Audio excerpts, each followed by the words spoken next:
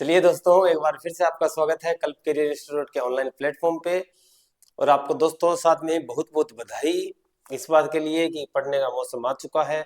सर्दियों के अंदर मस्त पढ़ो, रजाई के अंदर रहो, चाय हाथ में और बुक आपके सामने। पढ़ने का मजा ही कुछ अलग है दोस्तों। इस मौसम में पढ़ाई सबसे बढ़िया होती है। आप दिन में 17-17, 18-18 घंटे तक पढ़ाई को दी जा सकते हैं, क्योंकि बाहर फर्श पे तो पैर रखने का मन ही नहीं करता, वो इतना ठंडा रहता है जैसे कि बर्फ पे पैर रख रख रखा है अपन लोगों ने। तो इस वजह से इस मौसम में सबसे बढ़िया पढ़ाई होती है। चलिए दोस्तों, हम लोगों ने एक शेड्यूल डेवलप कर रखा है कि हम लोग डेली के साइंस के मॉक अपलोड कर रहे हैं, और इनमें उन्हीं क्वेश्चंस को इंक्लूड कर रहे हैं जो आरएसएसबी के लेटेस्ट पैटर्न पर है या आरपीएससी के लेटेस्ट पैटर्न पर है। यानी कि ये हमारी तैयारी को बूस्ट करने वाले हैं। मुद्दे की बात ये है, एक शानदार बूस्ट देने वाले हैं जो निश्चित ही हमें सफलता की ओर बढ़ाएगा, हमारी सफलता को सुनिश्चित करने का काम करेगा।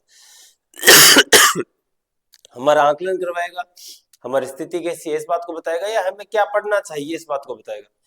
मैं आपको पहले भी कह चुका हूं कि अगर आप लोगों को हमारी तरफ से कोई भी हेल्प चाहिए, आप ऑफलाइन ऑनलाइन हमारे से किसी भी प्रकार की हेल्प अगर आपको चाहिए, तो आप हमसे कांटेक्ट कर सकते हैं। आप व्हाट्सएप नंबर है 78 520 70 976, आप इस नंबर पर कांटेक्ट कर सकते हैं जब आप चाहें। आपके लिए इस प्रकार की सारी सुविधाएं निःशुल्क रहेगी। I have long experience of teaching, so ऐसा है कि काफी बढ़िया हेल्प आपको मिलेगी, किस तरह का पढ़ना है, कैसे नहीं पढ़ना। मेरे काफी साथ के टीचर जो हैं वो अर्ली एज के अंदर वो टीचर गवर्नमेंट टीचर बन चुके हैं, तो श्योर है कि हमें उनके अनुभव का फायदा लेना चाहिए। चलिए दोस्तों, आपको जैसा ठीक लगे वैसा आप कर सकते हैं। बढ़ते हैं अपने मॉक की ओर, और आज के मॉक का फर्स्ट क्वेश्चन आपके स्क्रीन के सामने। किसी वस्तु को 8 किलोमीटर प्रति सेकंड के वेग से अंतरिक्ष में फेंका जाए तो क्या होगा। 1992 का क्वेश्चन है आरएस का, लेकिन प्रीमियम क्वेश्चन है। 8 किलोमीटर के वेग से अगर फेंका जाए तो क्या होगा। अगर किसी वस्तु का वेग रखा जाए 7.9 किलोमीटर से 8 किलोमीटर प्रति सेकंड, तो वो कक्षा में परिक्रमा करने लग जाता है। यानी कि आप कहो तो उपग्रह, क्या उपग्रह, यानी कि कक्षा में क्या करेगा, कक्षा में परिक्रमा करेगा। क्या करेगा, कक्षा में परिक्रमा करेगा। अगर यही वेग 11.2 किलोमीटर पर सेकंड से बढ़ा दिया जाए तो ये हो जाएगा पृथ्वी के लिए प्लाइन वेग। पृथ्वी के लिए प्लाइन वेग, एस्केप वेलोसिटी, यानी पृथ्वी के गुरुत्वाकर्षण क्षेत्र से बाहर, पृथ्वी के गुरुत्वाकर्षण क्षेत्र से बाहर निकल जाएगा। ठीक है दोस्तों। अगर अच्छा इसी स्पीड को अगर मैं कर दूं 42 किलोमीटर पर सेकंड, क्या कर दूं 42 किलोमीटर पर सेकंड, तो ये सौरमंडल से बाहर निकल जाएगा। कहां से निकल जाएगा, सौरमंडल से बाहर। कहां से, सौरमंडल से बाहर निकल जाएगा। और चंद्रमा के लिए, किसके लिए, चंद्रमा के लिए, चंद्रमा के लिए ये एस्केप वेलोसिटी होती है 1.9 किलोमीटर पर सेकंड। तो इस क्वेश्चन का आंसर है थर्ड। काफी बढ़िया क्वेश्चन है दोस्तों, इसीलिए मैंने इसको इसमें इंक्लूड किया है। पुराना चाहे भले ही हो, लेकिन पैटर्न यही है, इस बार यही इसी तरह के क्वेश्चन चल रहे हैं। ये काफी साथ में जानकारियां थी, आप लोग इसको चाहो तो राइट डाउन कर लेना, अदरवाइज आप देख लेना एक बार, कम से कम देखा हुआ भी और ढंग से पढ़ा हुआ, मन लगा के पढ़ा हुआ याद रहता है दोस्तों। सौरमंडल के बाहर जाने वाला पहला अंतरिक्ष यान कौन सा था। सौरमंडल के बाहर जाने वाला पहला अंतरिक्ष यान जो था दोस्तों वो पायोनियर 10 था। कब था, कौन सा था, पायोनियर 10, पायोनियर 10। इसको कब लॉन्च किया गया, इसको 1972 में लॉन्च किया गया। कब लॉन्च किया गया, 1972 में लॉन्च किया गया। और ये सौरमंडल से बाहर चला गया था, इंटरस्टेलर स्पेस के अंदर। कहां चला गया था, इंटरस्टेलर स्पेस में चला गया था। और अंतिम सिग्नल, लास्ट सिग्नल इसने कब दिए, लास्ट सिग्नल इसने दिया था 2003 के अंदर। कब दिया, 2003 के अंदर। दोस्तों ऐसा ही एक है वॉयेजर 1। कौन सा है, वॉयेजर 1। आप इसके बारे में भी ध्यान रखेंगे, वॉयेजर 1। इस वॉयेजर 1 को 1977 में लॉन्च किया गया, 1977 में लॉन्च किया गया। और आप यकीन नहीं मानेंगे दोस्तों, ये अभी भी एक्टिव है, ये अभी भी एक्टिव है। और नासा ने, अच्छा ये दोनों ही किसके द्वारा लॉन्च किए गए हैं, नासा के द्वारा लॉन्च किए गए हैं। और इसमें से नासा ने क्या किया है, बहुत सारे उपकरण हैं उनको मतलब उनको काम करने के लिए एक बार रोक दिया है ताकि एक लंबे टाइम तक ही अपने को ज्यादा से ज्यादा इन्फॉर्मेशन दे सके। कमाल की बात है दोस्तों, वोयेजर 1 1977 को लॉन्च हुआ और अभी तक एक्टिव है। तो इसका आंसर हो गया पायनियर 10। 2023 का क्वेश्चन है दोस्तों। नेक्स्ट क्वेश्चन, भारत की रॉकेट वुमेन किसे कहा जाता है? रॉकेट वुमेन कहा जाता है दोस्तों कनिष्ठ लेखाकार 2024 लेटेस्ट ऋतु का धारीवाल श्रीवास्तव। इन्होंने चंद्रयान 2 में, इन्होंने कहा चंद्रयान 2 में, चंद्रयान 3 में महत्वपूर्ण भूमिका निभाई। इंडियन यंगेस्ट साइंटिस्ट अवार्ड, कौन सा award? Indian Indian youngest youngest scientist award भी इन्हें मिला है। इस बात को आप ध्यान रखेंगे, ऋतुका धारीवाल को। हमें किस तरह का क्वेश्चन अब आप समझिए, और अभी तो लेटेस्ट चीजें चल रही है ना दोस्तों, आपको उन्हें पढ़नी ही पड़ेगी। आप वो ओल्ड जो कॉन्सेप्ट है ना, वो एक मतलब एक जो धारा प्रवाह चल रहा है उसका कोई फायदा नहीं है, ध्यान रखना। 1957 में अंतरिक्ष में भेजा गया पहला मानव निर्मित उपग्रह है। सबसे पहला जो मानव निर्मित उपग्रह भेजा गया था वो भेजा गया था स्पुतनिक। कौन सा? स्पुतनिक 1। कौन सा भेजा गया? स्पुतनिक 1। यह वास्तव में सोवियत संघ के द्वारा भेजा गया था। किसके द्वारा भेजा गया था? सोवियत संघ के द्वारा भेजा गया था। और कब भेजा गया था? वास्तव में 4 अक्टूबर 1957 इसकी एग्जैक्ट डेट है, 4 अक्टूबर 1957। 2002 में आ चुका है और सेम क्वेश्चन 2023 में आ चुका है। ध्यान रखना क्वेश्चंस रिपीट होते हैं। दोस्तों कहानी क्या है, आप लोग मतलब आपको सिलेक्शन दिलवाने के लिए ना कुछ क्वेश्चंस काम करेंगे, बाकी तो सारे ही करेंगे। कुछ ऐसे क्वेश्चंस होंगे जो आपको करने पड़ेंगे, कुछ ऐसे पैटर्न होंगे जो आपको अपनाने पड़ेंगे, कुछ इस तरह की तैयारी होगी जो आपको करनी पड़ेगी। मतलब जो भीड़ है ना उससे आपको अलग होना पड़ेगा। अगर आप लोग उसी भीड़ में एक उसी मतलब रिदम में जो आम चल रहा है उसी रिदम में आप चलेंगे तो no way, there is no chance of selection.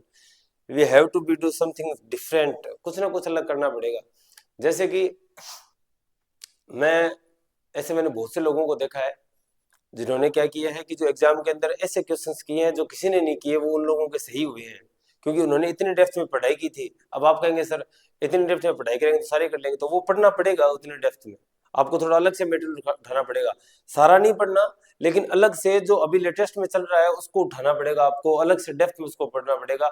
बाकी दुनिया नहीं पढ़ेगी, वो कहेगी भी क्या पढ़ रहा है क्या नहीं पढ़ रहा, नहीं, आपको ध्यान रखना पड़ेगा, आपको पढ़ना पड़ेगा, ताकि वहां से अगर क्वेश्चन आएंगे 2-3 क्वेश्चन वो आप करेंगे और 2-3 क्वेश्चन से आप समझ पाते हैं। एक क्वेश्चन 2 नंबर का होता है और 3 क्वेश्चन से 6 नंबर बन जाते हैं, और 6 नंबर से तो डबल में भी आदमी बाहर चला जाता है।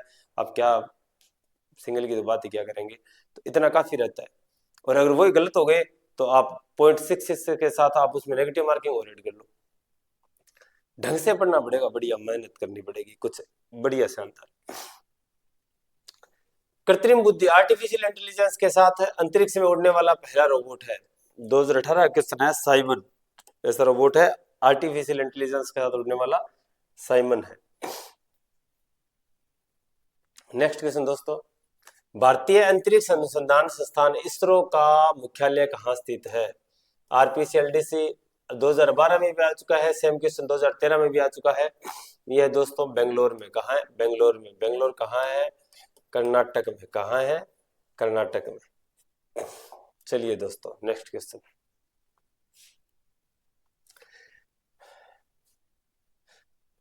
अच्छा ये देखिए दोस्तों, सीईटी 2023 में आ चुका है, 2021 में समय में आ चुका है, सीईटी ग्रेजुएशन वाले में आ चुका है, 2024 में एक क्वेश्चन 3 बार आ चुका है। तो इंपॉर्टेंस समझिए आप इन क्वेश्चंस की। 15 अगस्त 1969 इसकी स्थापना कब हुई थी? 15 अगस्त 1969 को हुई थी। साराभाई भारतीय अंतरिक्ष अनुसंधान या भारतीय अंतरिक्ष कार्यक्रम के जनक कौन है? विक्रम साराभाई, डॉक्टर विक्रम साराभाई, आप याद रखेंगे। अंतरिक्ष में जाने वाली दुनिया की पहली महिला अंतरिक्ष यात्री कौन थी? पहली महिला अंतरिक्ष यात्री साइंस लेव असिस्टेंट आ चुका है 2022 में, वेलेंटिना तेरेस्कोवा। क्या नाम है? वेलेंटिना तेरेस्कोवा, पहली अंतरिक्ष यात्री। और पहली अगर पुरुष पूछ ले तो यूरी गागरिन थे, जो सोवियत संघ की ओर गए से अंतरिक्ष में जाने वाले, चांद पर पहला कदम रखने वाले नील आर्मस्ट्रांग, और उसके पीछे कौन थे, एडविन एल्ड्रिन थे।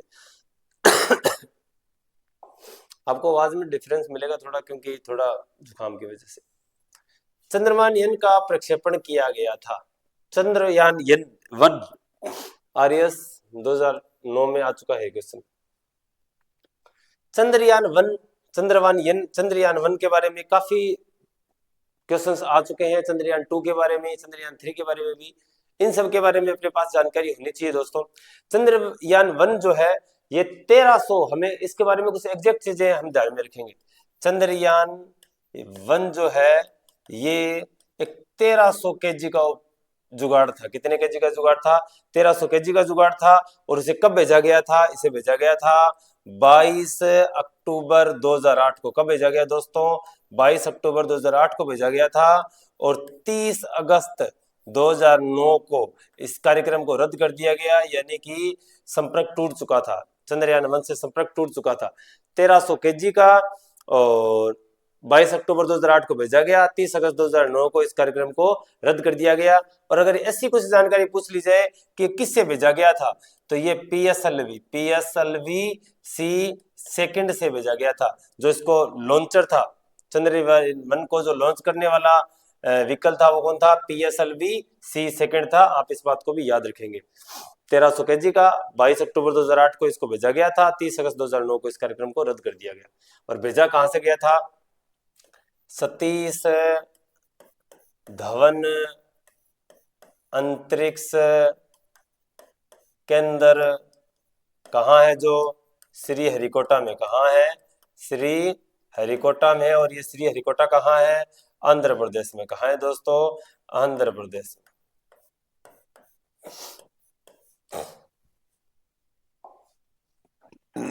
चंद्रयान 1 जो है वो काफी इंपॉर्टेंट रहा है। आपको इसको बड़ी ढंग से याद करना पड़ेगा, याद रखना इस बात को, बहुत ही शानदार ढंग से याद करना पड़ेगा। चंद्रयान 1 कब छोड़ा था, देखो 2023 में भी इस पे क्वेश्चन आ चुका, आ रहा है अभी भी, अब भी क्वेश्चन इसके बारे में आ रहे हैं। इस बात को ध्यान रखना, ऐसे नहीं है कि इसके बारे में क्वेश्चन आ रहे हैं, अब भी इसके बारे में क्वेश्चन आ रहे हैं। 2008 में 22 अक्टूबर 2008 इसकी डेट है। नेक्स्ट दोस्तों, निम्नलिखित में से भारत का सर्वाधिक भारी रॉकेट है तथा बाहुबली के नाम से जाना जाता है। बाहुबली,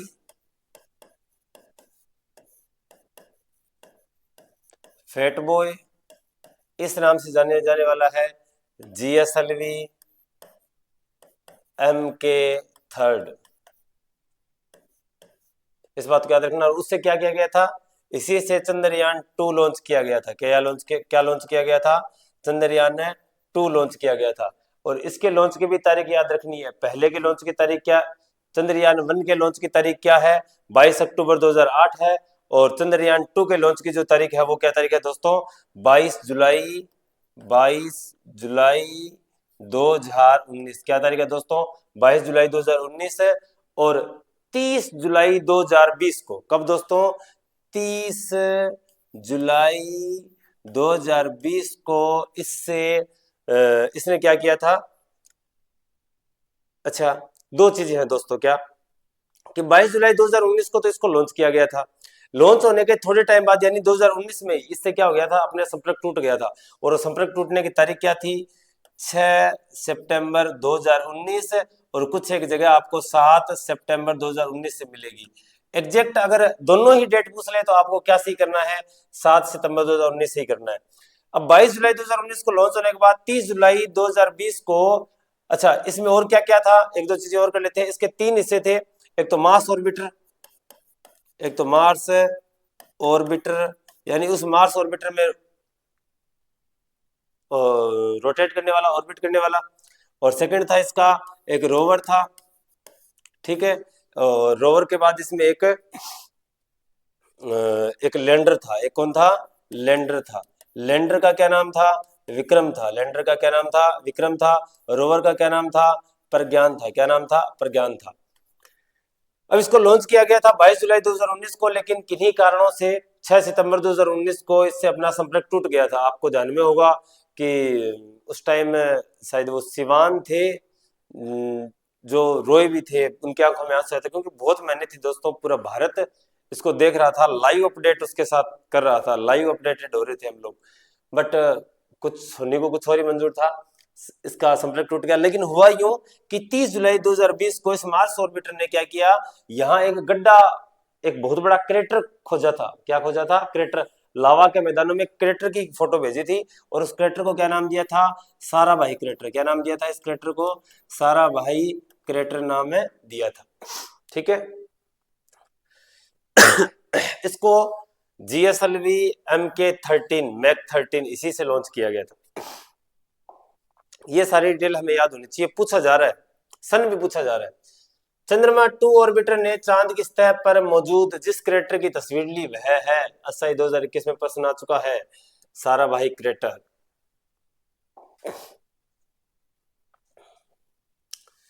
चंद्रयान 2 के लैंडर का क्या नाम है? लैंड करने वाले लैंडर का क्या नाम था?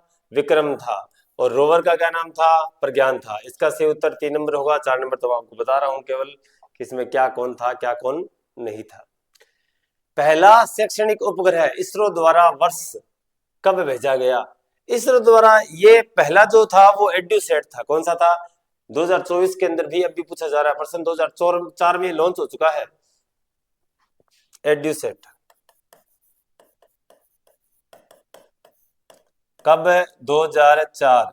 और वो भी कौन सा साल, महीना कौन सा था? सितंबर था। कौन सा था? सितंबर। सितंबर 2004 को इसको लॉन्च किया गया था। अच्छा, ये है शिक्षा से संबंधित। किससे दोस्तों? शिक्षा से संबंधित। भारत का शिक्षा से संबंधित है।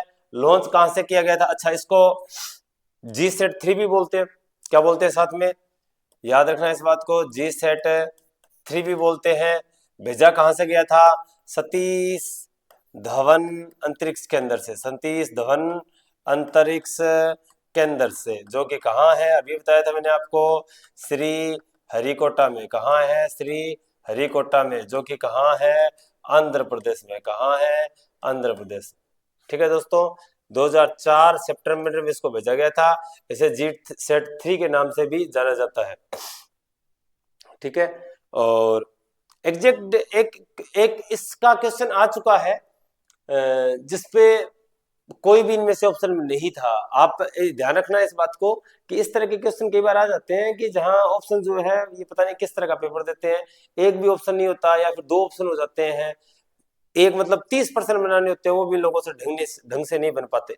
मेरे तो समझ से बाहर है, होता क्यों ऐसे। इसका ही प्रश्न आ चुका है इसी एजुसेट का, जो सक्सेस सही नहीं था प्रश्न पूरी तरह। ठीक है। अच्छा, एक अगर आपको पूछे कि भेजा किससे गया था, तो ये भेजा गया था GSLV F01 से। किससे भेजा गया था? GSLV F01 से। ठीक है। जैसे कि चंद्रयान 2 किससे भेजा गया? GSLV मैक 3 से भेजा गया। ठीक है। जो ध्रुवीय उपग्रह होते हैं उनको भेजा जाता है PSLV से, और GLSLV से भेजा जाता है जो जियो स्टेशनरी हो। क्या हो? जियो स्टेशनरी लॉन्चिंग व्हीकल, यानी भूस्थिर उपग्रह, जो पृथ्वी के साथ साथ ऐसे अगर बाहर से देखने में ऐसे लगता है हमारे साथ साथ चल रहा है, यानी उनकी वो पृथ्वी के साथ साथ, पृथ्वी की गति से के साथ ही क्या करते हैं? रोटेट करते हैं पृथ्वी के राउंड। तो याद रखना GSLV F01 से इसको भेजा गया है। 5 नवंबर 2013 को भारत ने 5 नवंबर 2013, पहले तो ये डेट आप लोग अच्छी तरह याद रख लेना। ये क्वेश्चन RS के अंदर आया हुआ 2013 के अंदर, याद रखना, मोस्ट इंपोर्टेंट डाल लेना इस क्वेश्चन को, मोस्ट इंपोर्टेंट है। 5 नवंबर 2013 को भारत ने मंगलयान मिशन किस रॉकेट द्वारा प्रक्षेपित किया था? सबसे पहली बात तो ये कि जो मंगलयान है वहां मंगलयान, मंगलयान, पहले तो आप यही डेट याद रख लेना कि 5 नवंबर 2013 को ये लॉन्च किया गया था। और यहाँ पहुंचने वाला भारत जो है वो पहला है। कौन सा है? भारत जो है वो पहला है, याद रखना। पहली बार में जाने वाला, पहली बार में जाने वाला प्रथम देश कौन सा देश है?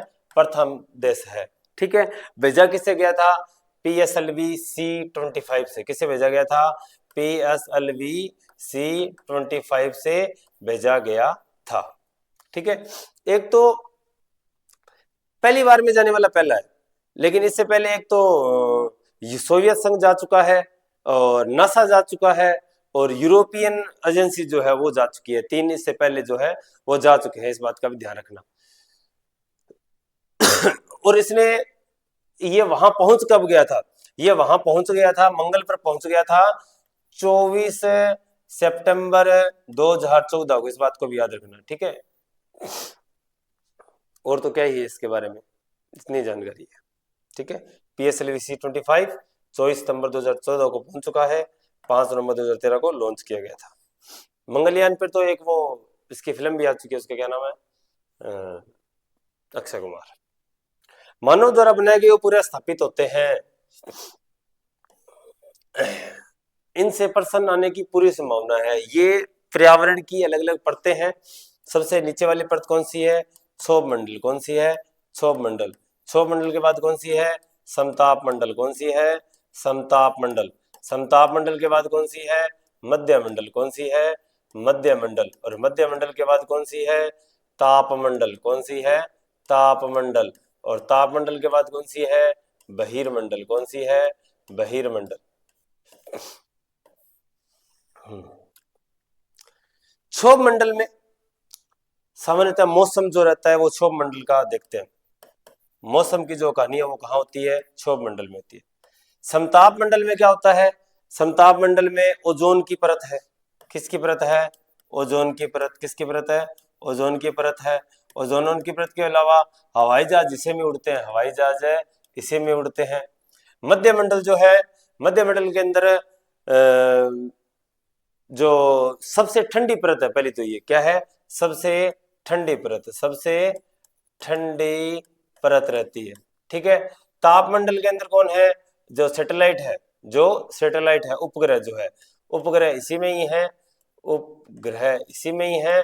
और उपग्रह के साथ इंटरनेशनल स्पेस स्टेशन ISS वो भी यही है। और बहिर्मंडल जो है वो बाहर वाला जुगाड़ है, वहां जुड़ जाता है, ठीक है। और इसके बारे में कोई जानकारी?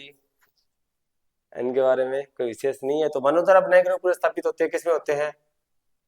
थर्मोस्फियर। ये है थर्मोस्फियर, ठीक है, ये तापमंडल।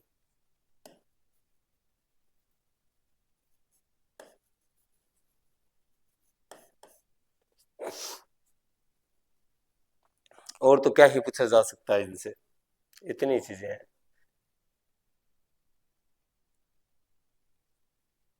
चलिए दोस्तों,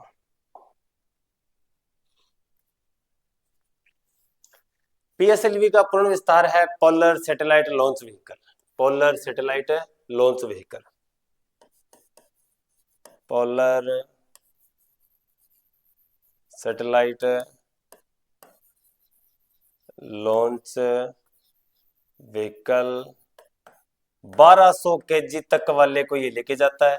कितने केजी वाले तक को? 1200 kg तक वाले को लेके जाता है। और 4 चरण में करता है ये काम। कितने चरण में? 4 चरण में करता है, ठीक है। और तो इसके बारे में क्या जानकारी है? इतनी जानकारी है almost.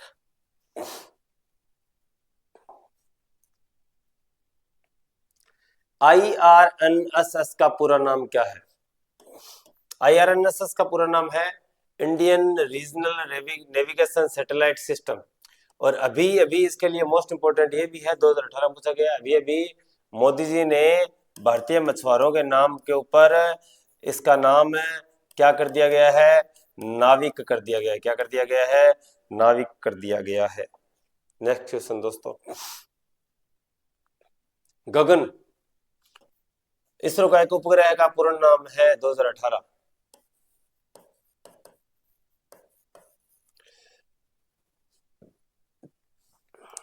GPS added geo augmented navigation.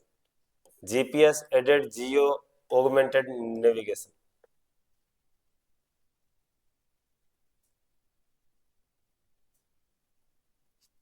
ये वाला नेविगेशन है, नेटवर्क नहीं है, ध्यान रखना। नेविगेशन लास्ट में नेविगेशन है, ना कि नेटवर्क है, इसलिए इसका उत्तर नंबर 2 होगा।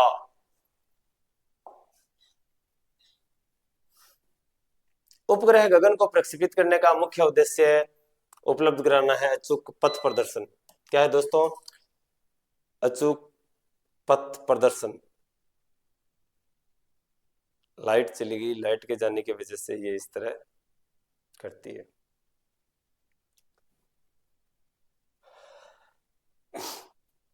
2023 का क्वेश्चन है पथ प्रदर्शन।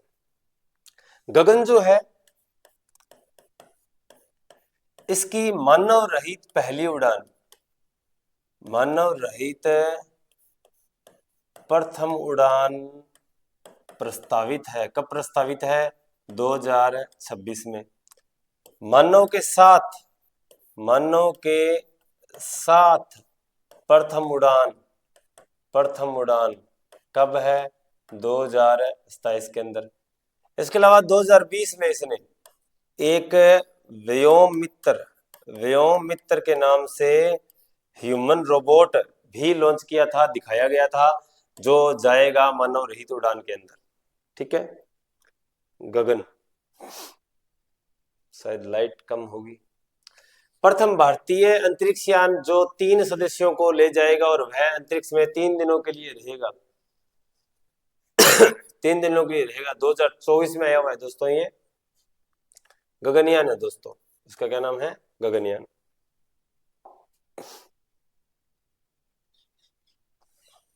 पृथ्वी का अपने अक्ष के प्रति घूर्णन होता है। 2019 में क्वेश्चन। इस क्वेश्चन के लिए तैयार है ना दोस्तों, वापस कभी भी आएगा ये क्वेश्चन। जो सूर्य है वो अर्थ पर उगता है पूर्व दिशा में, पूर्व से जाता किस ओर है? पश्चिम दिशा में। अब देखना आप दोस्तों, एक झूले पर खड़े हैं हम अगर पूर्व से पश्चिम जा रहे हैं तो हमें आगे वाले सामने का जो सीन है वो ऐसे लगेगा पश्चिम में पूर्व में जा रहा है। समझा रही बात? जैसे कि मैं इस झूले पे खड़ा हूं सामने, मैं इस तरह रोटेट करूंगा ऐसे, तो इस तरह रोटेट करने पर जब मैं पूर्व से पश्चिम में रोटेट कर रहा हूं तो मेरे को ये चीजें इधर जाती हुई दिखाई दे रही है। इसका मतलब पश्चिम से पूर्व की ओर जाती दिखाई दे रही है। इसका मतलब अगर सूरज हमें पूर्व से पश्चिम में ज्यादा दिखाई दे रहा है तो इसका मतलब हम लोग पश्चिम से पूर्व की ओर, हम लोग पश्चिम से पूर्व की ओर, हम लोग पश्चिम से पूर्व की ओर। सेम कहानी किसके साथ है? शुक्र ग्रह के साथ। विक्रम साराभाई स्पेस सेंटर कहाँ स्थित है? विक्रम साराभाई स्पेस सेंटर स्थित है कहाँ? तिरुवनंतपुरम। कहाँ? तिरुवनंतपुरम, केरल में।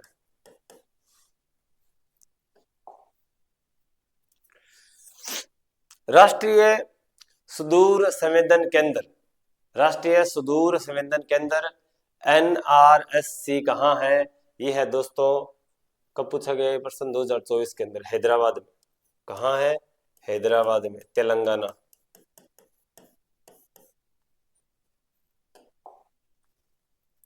नेक्स्ट क्वेश्चन, ये काफी बढ़िया क्वेश्चन है, RS 5/8/2018 के लिए। इसके लिए तैयार रहना दोस्तों। इस तरह के क्वेश्चन के लिए लाइट वापस आ गई, इसलिए लाइटिंग और ज्यादा बढ़िया होगी। अभी क्या है दोस्तों, ये कुछ इश्यूज आपको मालूम है इस तरह के चलते रहते हैं। अगर कुछ ऊपर नीचे रहता है या कुछ इधर उधर होता है तो आप उसके लिए हमें माफ कीजिएगा।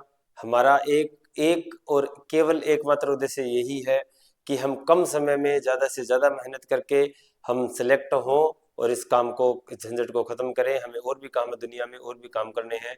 केवल इसी एक मकसद के साथ हम लोग आए हैं, ताकि हम जैसे हम लोग जिन चीजों को देख के सिलेक्ट हुए हैं, हमारे साथ के भाई बंधु, मेरे भाई बहन जो हैं, वो सारे के सारे ज्यादा से ज्यादा संख्या में सिलेक्ट हो और उनके जीवन में भी रोशनी आए और उनका जीवन सुव्यवस्थित रूप से एक प्रवाह में आ सके, काफी आवश्यक है। विक्रम साराभाई अंतरिक्ष केंद्र कहाँ है? त्रिवेंद्रम में। बिल्कुल सही है दोस्तों, त्रिवेंद्रम में ही है। UR राव उपग्रह केंद्र, UR राव उपग्रह केंद्र कहाँ है? बेंगलुरु में। कहाँ है दोस्तों? बेंगलुरु में है, ये भी सही है। राष्ट्रीय सुदूर संवेदन केंद्र, ये भी पढ़ा था, ये कहाँ है? देहरादून में नहीं है, ये है दोस्तों हैदराबाद में। कहाँ है? हैदराबाद में। कहाँ है? हैदराबाद में। और हैदराबाद कहाँ है? तेलंगाना में, भी हमने बात की थी। और ये जो भारतीय सुदूर संवेदन केंद्र है ये कहाँ है?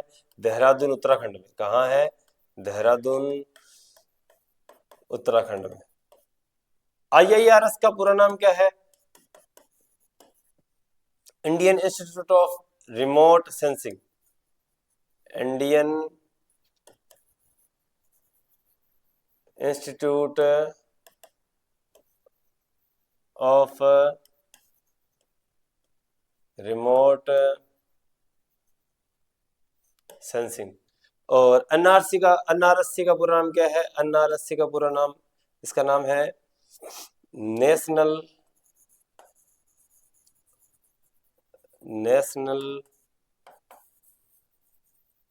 Remote sensing centre. दोस्तों ये जो आईआरएस के उपग्रह है ना, आईआरएस श्रेणी के उपग्रह, तो इसमें उसका उत्तर सही है 1 नंबर। आईआरएस श्रेणी के उपग्रह जो है, इस श्रेणी के उपग्रह जो है वो भास्कर श्रेणी से प्रारंभ किए गए थे। किससे? भास्कर श्रेणी से। याद रखना इस बात को, किससे प्रारंभ किए गए थे? भास्कर श्रेणी से प्रारंभ किए गए थे। और भास्कर वन जो है, भास्कर वन जो है ये 7 जुलाई 1979 को लॉन्च किया गया था, 1971 के अंदर। और सेकंड जो है वो 20 नवंबर 1981 को लॉन्च किया गया। कब लॉन्च किया गया था? 1981 को लॉन्च किया गया था। कहां से? बेकानूर के अंदर, जो कि रूस का है। बेकानूर के अंदर से लॉन्च किया गया था। ठीक है। और यान था इंटर कोसमोस। कौन सा प्रक्षेपण यान कौन था? प्रक्षेपण यान था इंटर कोसमोस। कौन सा था? इंटर कोसमोस था। और भारत ने आईआरएस नाम जो है वो कब दिया? भारत ने आईआरएस नाम दिया था 1988 के अंदर। कब दिया था? 1988 के अंदर। और एक खास बात ये है कि जो ये सेकंड वाला है ना, इसको 525 किलोमीटर की हाइट पर ही इंस्टॉल्ड है। ये 525 किलोमीटर हाइट पे क्या है? इंस्टॉल्ड है। तो दोस्तों आज के अपने क्वेश्चन कंप्लीट हो चुके हैं। काफी बढ़िया क्वेश्चन आए हैं इस टॉपिक में से, प्रीवियस ईयर्स में से। इस टॉपिक को आप ढंग से कर लेना, यहाँ से क्वेश्चंस आते रहते हैं।